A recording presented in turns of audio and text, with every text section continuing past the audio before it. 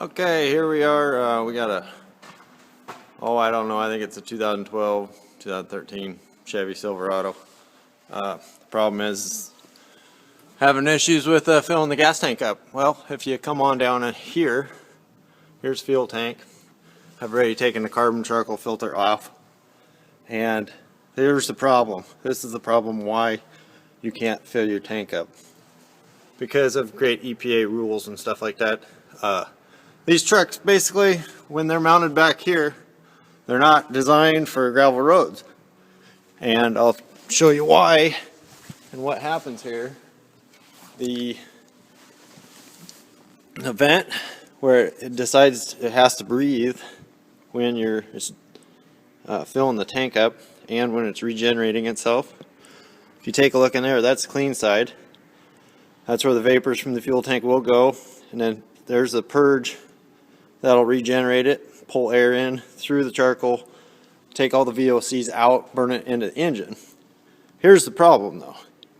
Here's the air intake to all that is plugged up with dirt. If you can kind of see, what I'll do is I'll be blowing it out with some air and we'll show you how much dirt we get out of it. Okay, here we go.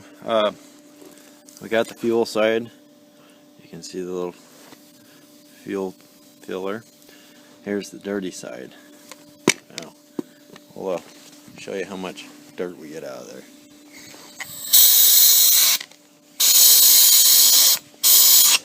Okay, then you gotta keep tapping it around. Take a look at all that nice, wonderful dirt. You take this into the shop or the dealer, I guarantee you they'll charge you at least $1,000 to do this. I'm not saying that they won't put a new one on, but that's more than likely what they'll do. But these range anywhere from $200 to $500, I'd imagine.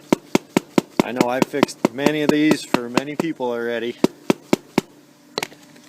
and don't hardly charge them a dime, because it's this simple.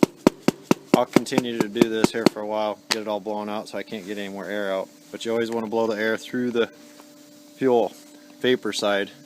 You don't want to be pushing the dirt back in here. You want the dirt to come out of there.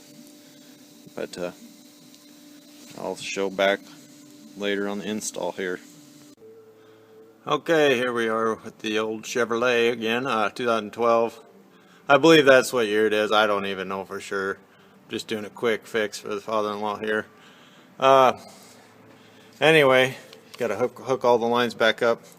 Here's the vent that goes to the tank, right there, to the fuel tank. That goes back to the engine. Pulls the vacuum on this canister at not sure what intervals, but when you're driving down the road, it regenerates it.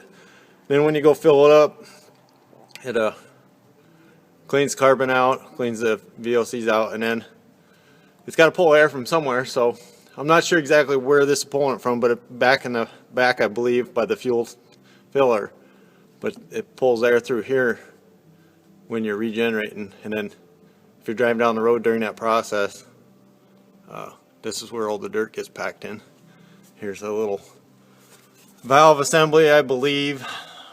I'm not for sure exactly what all the real names of all this is for, but I do know how it works.